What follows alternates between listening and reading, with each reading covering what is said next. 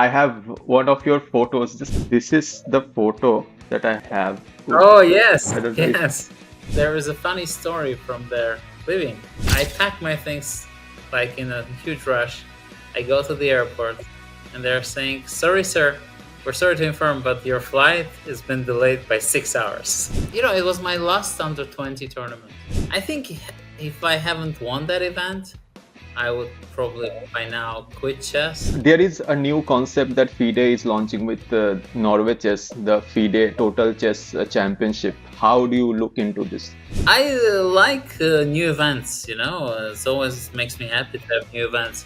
But I think the organizers have to sit together. If we are calling it a Total Chess Championship, freestyle also should have a place in it. Well, in my view, Chess 960 or freestyle chess is, the future form of chess. Let's start with how Goa has treated you so far. I have one of your photos. This is the photo that I have. Oh, yes, I don't know if yes. Sure, I see it. It's from 2002. do Yeah, you recognize it? yes. And I actually checked. We were actually staying. I remember it was a really nice hotel, but I don't remember where it was. And turns out it was a different chain back then, I think. Now it's a Taj hotel. I think that is in Punjab. It was a really beautiful property back then. I remember we were having so much fun with everybody. The organizers told me that there were some Iranians dancing on the final day, and like it was a full party mood. For sure it was, for sure. And actually there is a funny story from there because I was so, it was my last under 20 tournament. I think if I haven't won that event, I would probably by now quit chess. I mean, I think I was supposed to go to study, It was like a very very important event.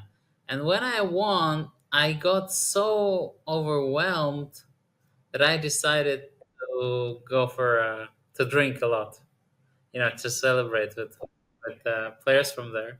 It ended up being a really fun night with my friends, and then I kind of went to sleep, put on some alarm, and I woke up 3 hours after my flight has supposedly leaving. I pack my things like in a huge rush. I go to the airport and they're saying, "Sorry, sir, we're sorry to inform, but your flight has been delayed by 6 hours."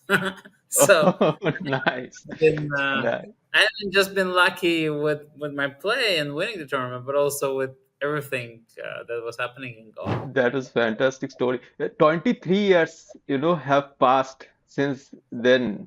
What are the changes that you have noticed so far in Goa? I saw that like lots of the old properties and houses are now hotels. The area of where we were in Panaj is really changed. I think it's really beautiful, and also I think like yeah, lots of things have changed, of course, for India and for Goa as well. Maybe what I say will not be taken in the right way, but at first there were announcements that the tournament is going to be in Delhi. And I was thinking, normally it's very interesting to go to Indian cities, but some cities are more polluted than the others. And I was kind of thinking, oh, maybe I will not play this time because it's difficult sometimes for me, yeah, with the breathing. And And during then, winter time. yes, Hmm. during winter time mainly. And when I Hmm. heard it's in Goa, of course, this was already a huge happiness for me personally. So many top seeded players have already departed the tournament. If we talk about Gukesh, if we talk about the top seeded foreigner Anish Giri. What do you think a tournament of this structure? Do you think that the structure of the tournament has led this to happen, or what could be the possible reasons for so many top seeded players, making early exits? I think generally the level is becoming very close. If we want more predictability, I guess you can play, let's say, a mix of classical and rapid on the same day, I guess, to have more kind of sample size because it's just two games, two classical games. Quite often, the sites that are more or less not as titled as the others, they'll make a draw with white and just wait to get their chance. And therefore, yeah, everything can happen in one single game. There is a new concept that FIDE is launching with Norway Chess, the FIDE Total Chess Championship. Could you please share your thoughts on this new concept? How do you look into this new concept of FIDE? I like new events, you know, it always makes me happy to have new events.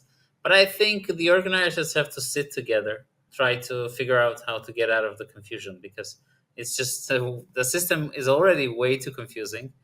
My friend Yasser Servan told me maybe 5 years ago or many years ago. He said, "My mom was asking me, can you explain me the system of chess, how to qualify to the World Championship match?" He said, "I spent about 10 minutes, but I got confused myself because it's so confusing in a way." And but what I really think is we really need to adopt something from tennis. We gave them our rating system, you know, they modified it, and now we need to get from them because I really like the way it's structured in tennis world. They solved the issue with the inactivity of the players. Like Mhm. you become inactive, and then you get the chance to be invited to 10 events to regain your kind of rating, but your rating becomes kind of inactive. That's a one good thing. Another good thing that it's very democratic. I mean, you can get to the top tournaments by just winning. You know, you get to play everybody, and the knockout system is, you know, I think is the best motivation in any system. Like you